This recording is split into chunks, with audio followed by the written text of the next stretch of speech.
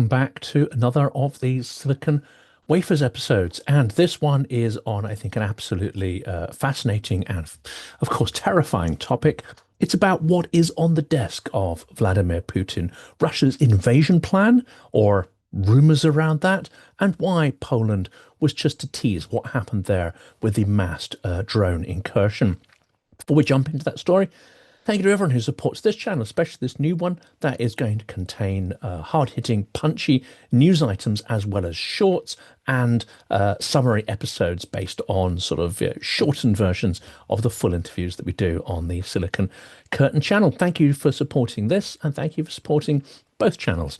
Any support you give, whether it is helping through Patreon, Buy Me a Coffee, all that kind of stuff, or just liking, subscribing, and adding comments to the videos, it is absolutely invaluable. So thank you. Let's jump into the story. No matter how surreal, no matter how absurd, no matter how many experts say it's impossible, that anyone mentioning such a thing is blatant fear-mongering, it's time to seriously consider the Russian plan for Europe to topple democracy in Europe, render the EU and NATO powerless, even redundant as institutions, potentially attack selected countries, and even turn the drone strike against Poland into a dress rehearsal for something that could become a regular occurrence. Drones over Europe, at this time massed and carrying explosive charges into the heart of European cities. We are not prepared to think about this, let alone prepare for it.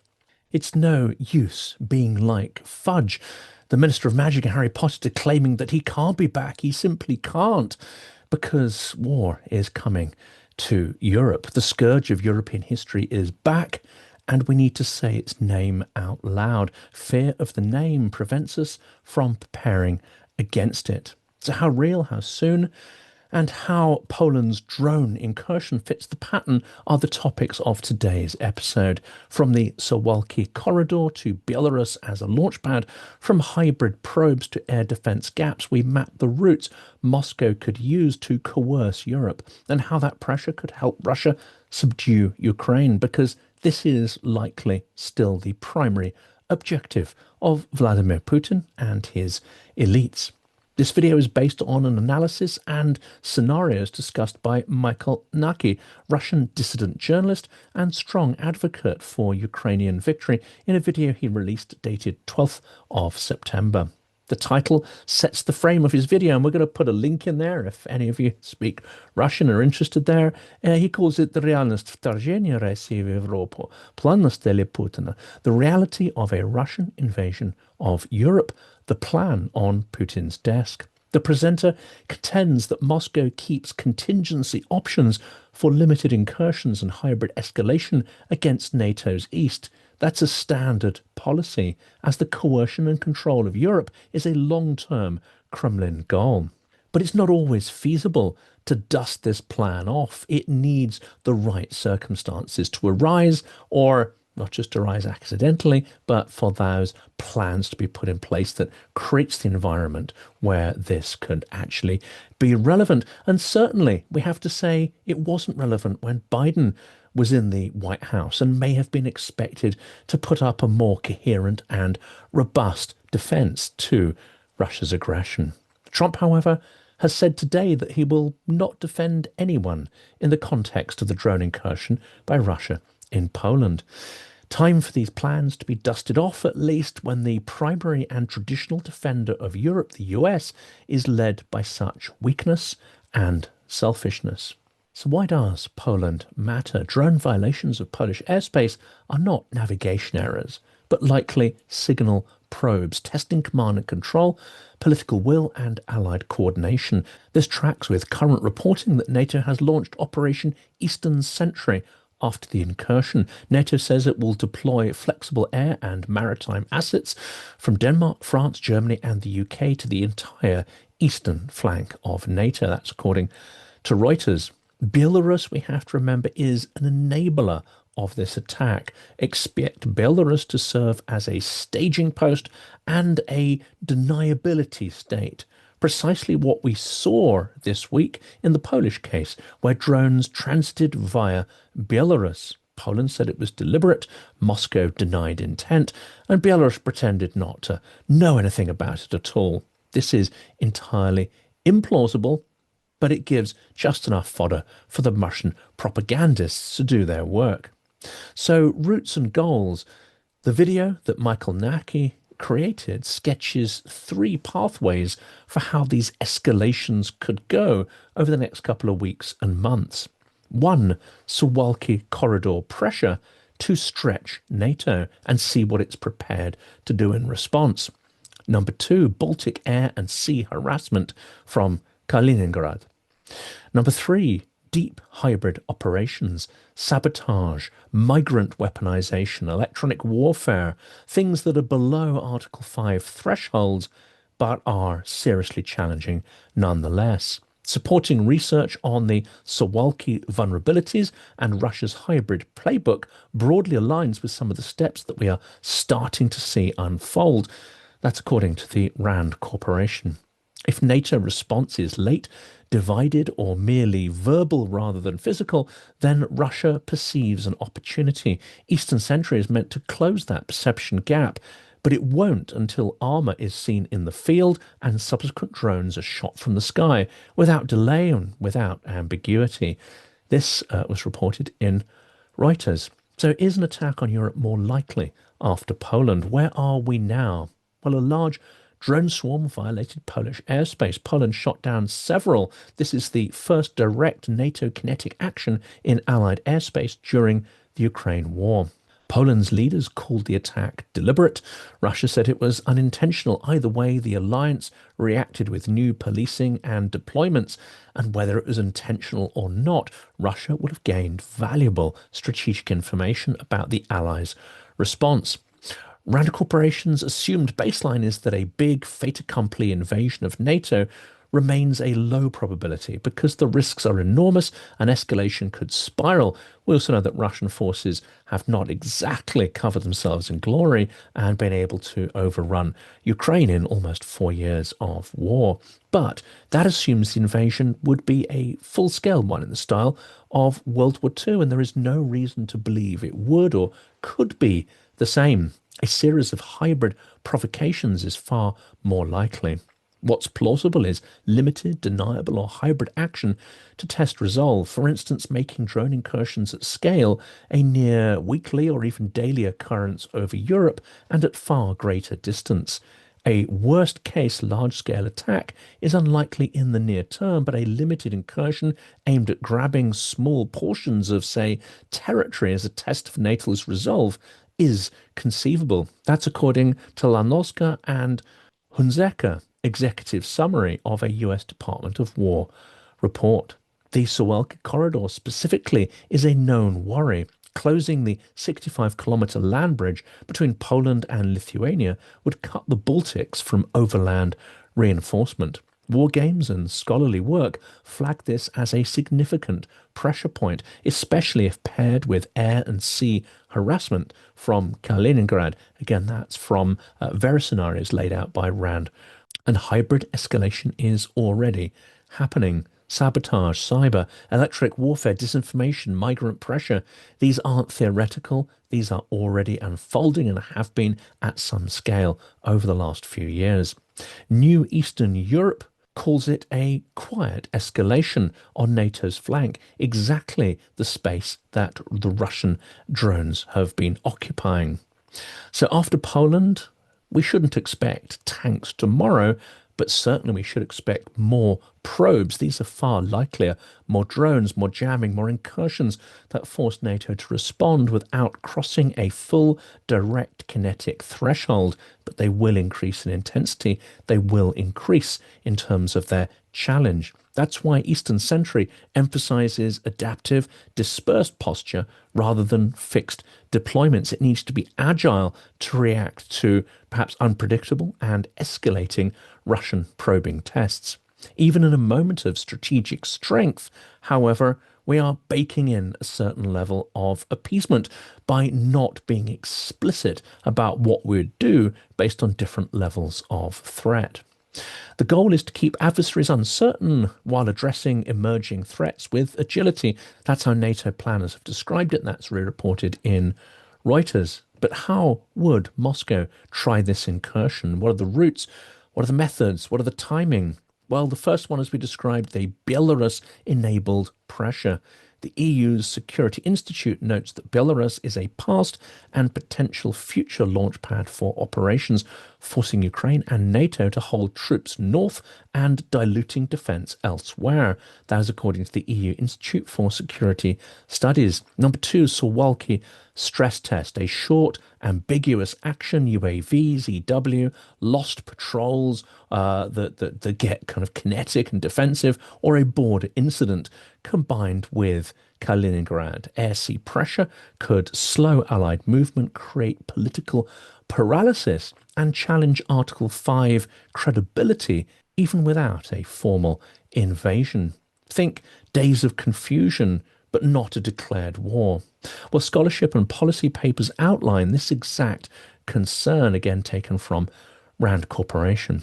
3. Saturation and ambiguity. The Polish incursion featured 19 plus drones. I think the final figure was around 23. And of course, some were shot down over Ukraine. So the intent may have been for a larger incursion. And that was during a broader mass strike on Ukraine. That's exactly the kind of fog building operation that stresses radars, interceptors, and decision making. Analysts describe it as a deliberate test of NATO readiness and unity.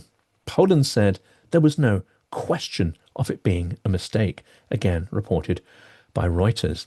Number 4, information operations expect competing narratives about accidents, jamming, provocations to split Allied opinion and pollute domestic debates in frontline states.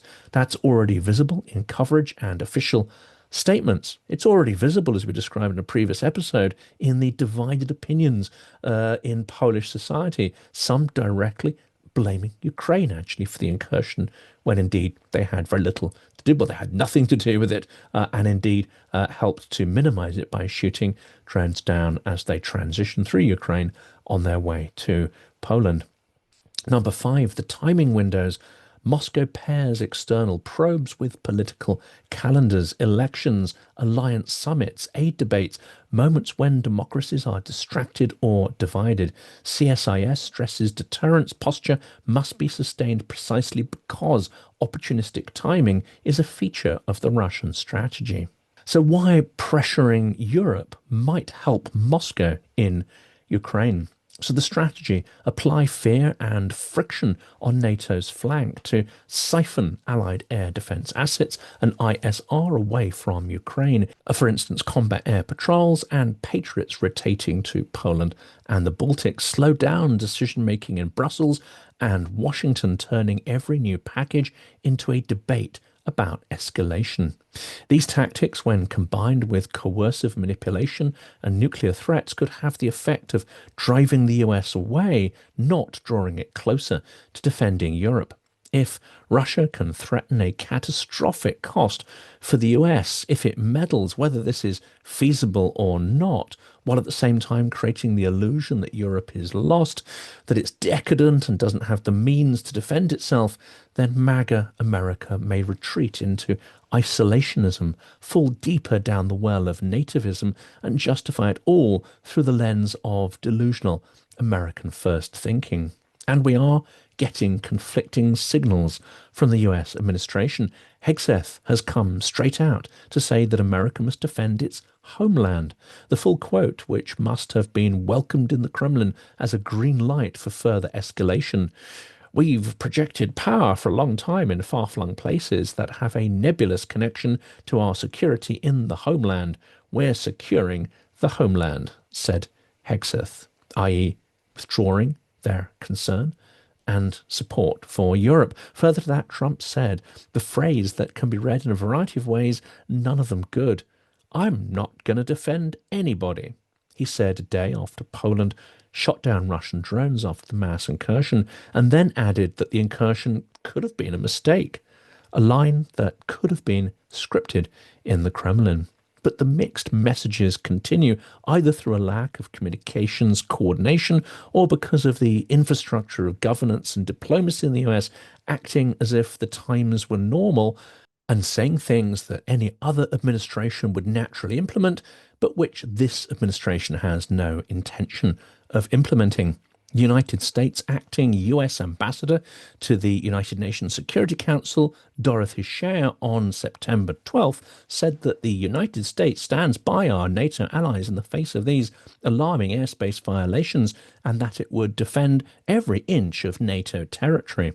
That's following the incursion into Poland, marking the first known instance of a NATO country shooting down Russian drones during the full-scale invasion of Ukraine. Her remarks appeared aimed at reassuring allies, but won't necessarily be translated into meaningful action.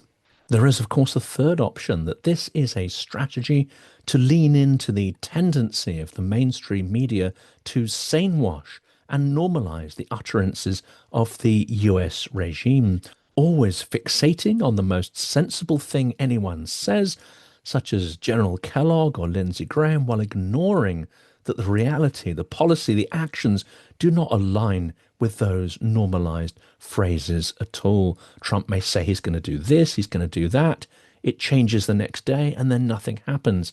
And yet that context is not provided by the media. Without providing this detail and putting it in the context of months of alignment with Kremlin aspirations and the inaction that we've seen, then it's easy to be lulled into thinking that action is being taken when there are no tangible steps actually to aid Ukraine and many steps beneficial to the aggressor. Well, this process was brilliantly described in the latest video from Vlad Vexler. Check it out on his channel if you've not seen it, and how the media is sanewashing the lunacy, appeasement, and inaction of the Trump regime, reporting every utterance as if it immediately becomes policy.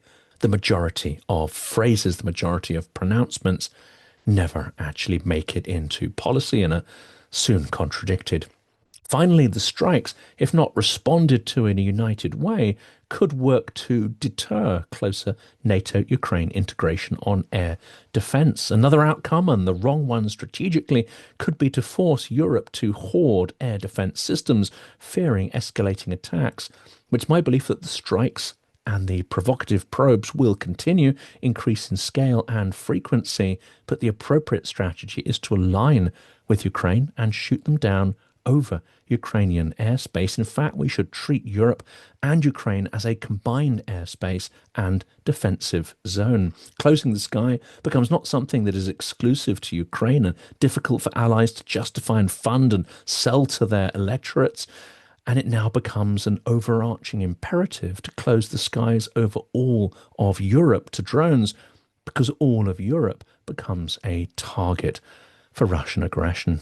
So what is the mounting evidence that the strikes on Poland were intentional? Well, firstly, there's the quantity of drones that broke through to Polish territory and the fact that this is a unique event over the last 4 years in terms of scale.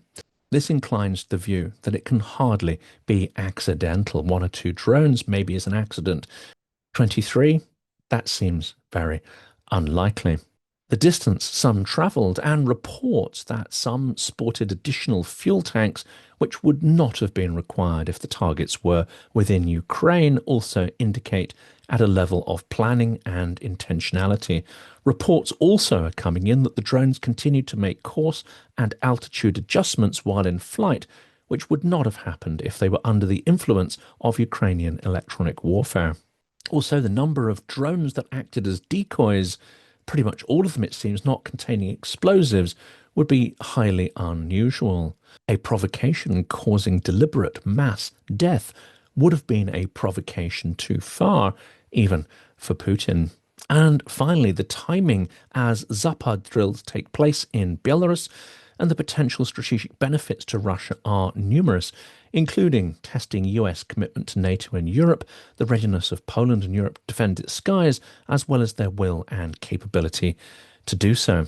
Well, to conclude this episode, the Poland swarm coincided with a major Russian strike on Ukraine, 400 plus drones and 40 missiles. That's per Poland's foreign minister, suggesting a certain synchronized pressure across these theatres, but providing some cover for propagandists, i.e., barely plausible deniability inbuilt into the operation.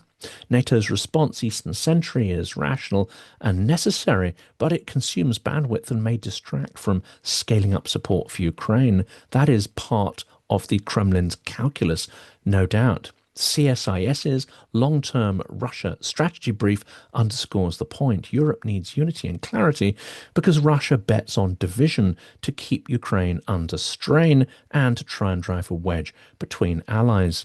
The bottom line here is that each drone in Poland and each sabotage scare in the Baltics contains multiple strategic objectives: to scare and distract NATO, to potentially divide support and deplete the number of air defense systems and munitions being planned for Ukraine as Europe hoards them for itself. Poland skies were not a glitch. They were a question posed by Russia to the alliance. The answer has begun to unfold: Eastern Sentry, surging air policing, political clarity of a sort, but it must be sustained and scaled, or else Russia will draw the conclusion that this provocation has delivered a green light for the next provocation, whether that be Suwalki, Belarus, Kaliningrad, drones, EW, sabotage. All are not just possible, but likely if the path to escalation is allowed to go unanswered.